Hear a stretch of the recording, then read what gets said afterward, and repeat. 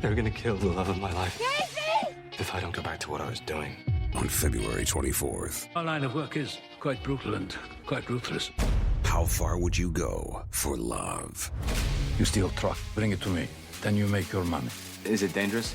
Of course it's dangerous! Nicholas Hoult, Felicity Jones, with Ben Kingsley and Anthony Hopkins. All this trouble, all this pain, for love. Collide. In theaters February 24th. Rated PG-13. May be inappropriate for children under 13. ABC. Guess who's coming to the inauguration now?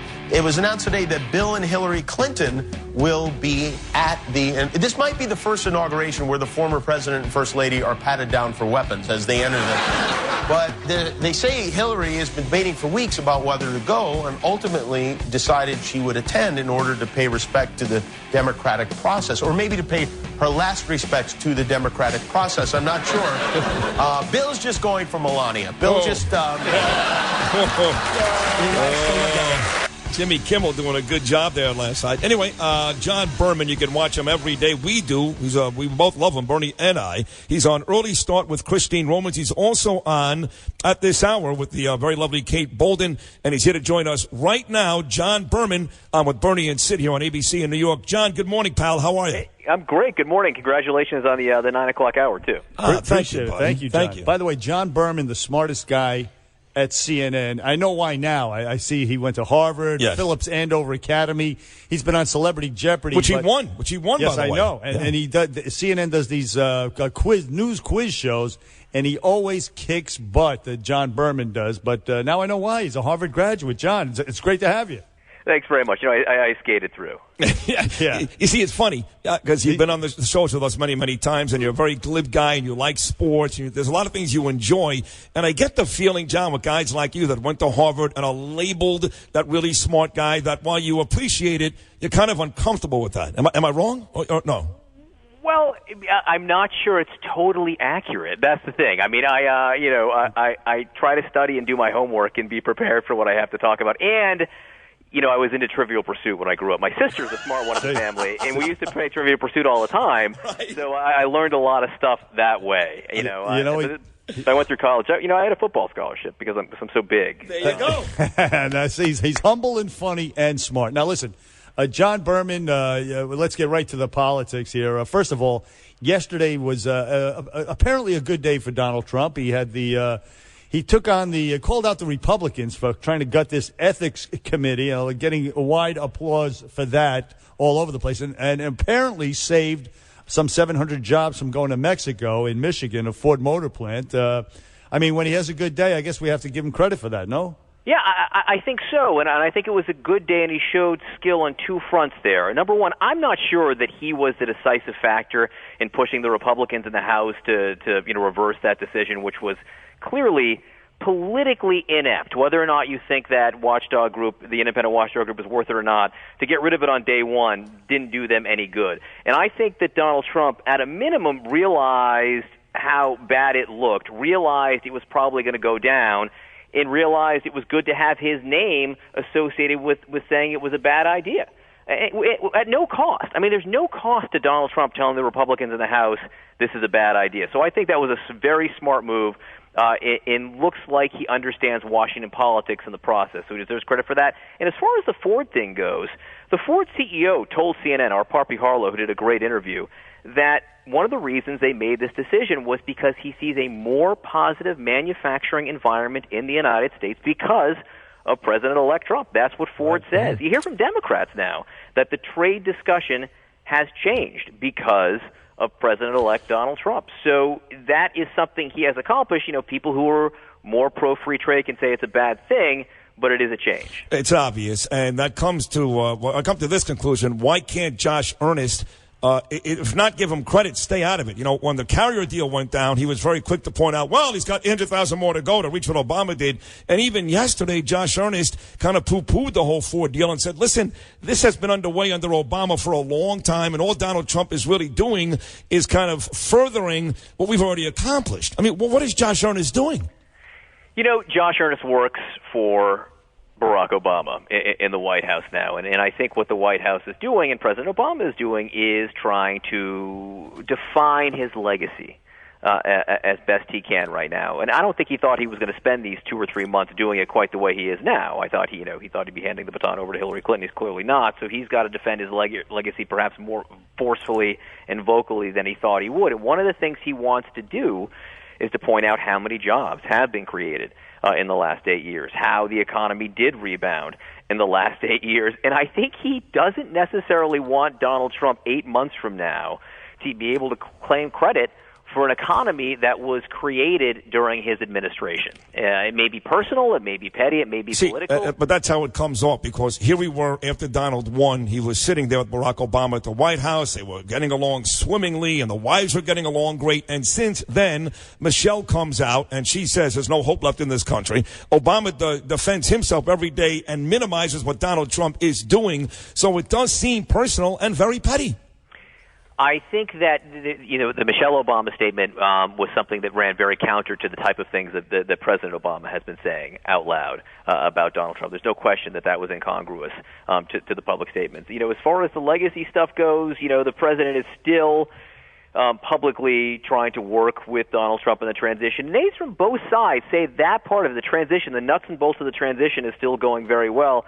The other stuff is politics. I mean, it is pure politics, and I don't think we should be surprised that politicians are political, if you know what I mean. Right. No doubt about it. John Berman from CNN on with the Bernie and Sid show here, and our debut week for the 3-hour format, and we appreciate you being on this 9 o'clock hour. Now, John, this Russian hacking, it seems like there's an obsession with it with some people in the media, and it seems to some of us like a sour grapes, an attempt to delegitimize Trump, because the Obama administration did nothing when the Chinese hacked the Office of Personnel and Management and did a whole bunch of hacking their personal Social Security numbers.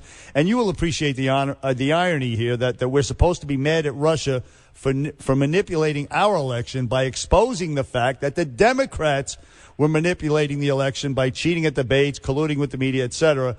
Do you see the irony there and the fact that maybe that some of us see it as just whining?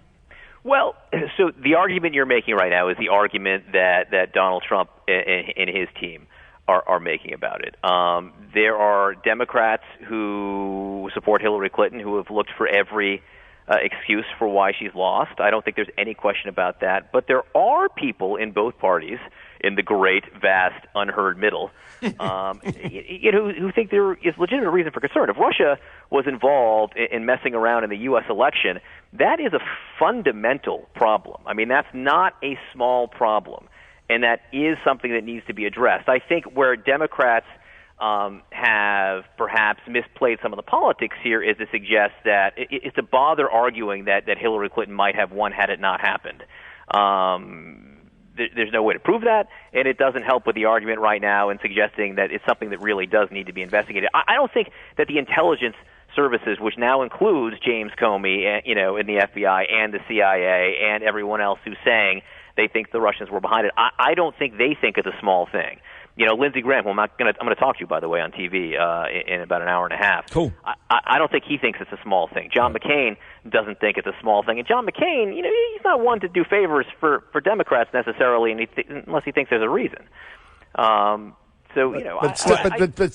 again, the Chinese have done way more, apparently. And the Chinese hacked into the personnel office. There's no question about that. The sort of the counter argument to that is that, well, there's two things that you hear from the White House in people behind the scenes in defense. Number one is that they say the White House did things that we did not see with Russia, and actually with China. And they say that the Chinese did back off and stop after some of these countermeasures or statements that were made behind the scenes. I don't know if it's true or not. The other thing that they say, the other difference here, and this is a statement that Democratic partisans have made, is that the Russians weaponized their hacks here. They didn't just hack in and get the information; they used it. We have seen hacks over the years from a lot of different people into a lot of different systems where they're just collecting information, but you don't see how it's used. If the Russians did hack into the U.S. political process, into the DNC, into John Podesta's email, they did use it, right? I mean, they leaked it and they got it out there. Yeah.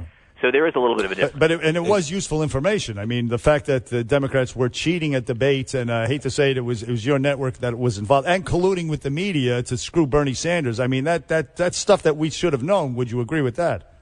Well, look, as a reporter here, I want to know as much as I can. There's just no question. So, it doesn't mean that I think that hacking into people's emails is a good thing. I think it's an awful thing. I mean, I shudder to imagine what would happen if someone hacked into my email. You know what it's like, John? It's like when you go and John Berman, of course, early start CNN, and at this hour. Don't forget, stick around. Norm will have the latest on the train derailment on Atlantic Avenue coming up here in about 10 minutes. It's kind of like when you're in a courtroom, right? And my wife's a great attorney, so I could use this example. And somebody says something, some evidence, right? And the judge goes, strike that. The jury shouldn't hear that. It's too late. It's gotten out there. The jury heard it. So even though they're going to act as if it's not going to matter, kind of the same thing here. The regulation, it shouldn't have gone down that way. But in the end, you're better off knowing about that stuff than not knowing. Well, so the only thing I would quibble with is a better off. I mean, I think you can't. Once it's out there, I think you report on it, right? I think that's true.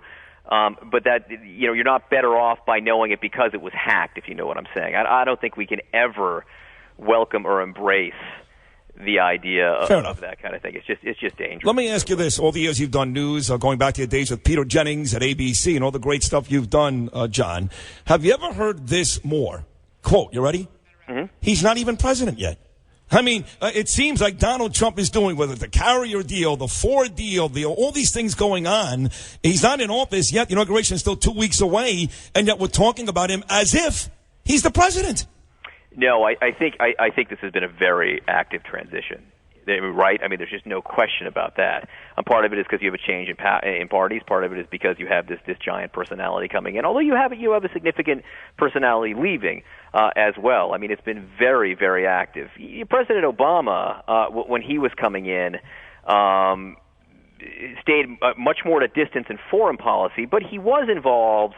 And vocal about some of the bailout stuff in the auto bailout as well. And don't forget, he was part of the meetings that actually took place in the White House when he was still a candidate. Right. I mean, they're different. But history is a strange. Dwight Eisenhower, I just was reading the other day, after he was the president-elect, he went to Korea. He fulfilled a campaign promise to go to Korea to try to figure out a way to end the Korean War, and that was before he was sworn in. So you have seen certain things in the past. Right. It seems like Trump's getting a lot done as president-elect. Now, finally, John, we opened the segment with Jimmy Kimmel talking about Bill and Hillary going to the inauguration. Did that come as a surprise? I mean, Bill Clinton, former president of the United States, they traditionally all go to the inaugurations. Was there any expectation that they might not go before this announcement? I think people wondered just because, Hillary Clinton was the opponent here. I don't know if it was as much a surprise as welcome news. I think, and I say this, I know I'm supposed to be cynical and jaded, for the journalist, but I think that the transition of power in the United States every 4 years is really one of the great things about the United States. The peaceful transition of power and the pageantry involved with it, and to see members of both parties and past presidents and political opponents all standing on the same platform at the same time, I think is a great thing. It's a great image for the country. It's a great image for the world. It's going to be painful for Hillary Clinton. I think she deserves credit for going. As a student of history, John Berman, you know that John Adams skipped town instead of going to Thomas Jefferson's. He got out. He did in the middle of the night. He said, "I'm out of here. I'm not going to that crap. I'm not doing this thing." But listen, John Berman from CNN, you're a great guest here on the Bernie and Sid show. By the way, next year, being that Don Lemon had his ears pierced New Year's Eve, you have to up them. So maybe get your nose pierced or something, Berman. Do something crazy. Look, sweeps. I mean, I'm not going to rule out anything for sweeps. That's right. A tramp stamp. John Berman from CNN, thank you very much for great appearing job. on the Bernie. Thank you, John. Good luck today. Take care now. Back after this. They're gonna kill the love of my life if I don't go back to what I was doing. On February 24th, Our line of work is quite brutal and quite ruthless. how far would you go for love? You steal a truck, bring it to me, then you make your money. Is it dangerous? Of course it's dangerous! Nicholas Hoult, Felicity Jones, with Ben Kingsley and Anthony Hopkins. All this trouble, all this pain, for love. Collide. In theaters February 24th. Rated PG-13. May be inappropriate for children under 13.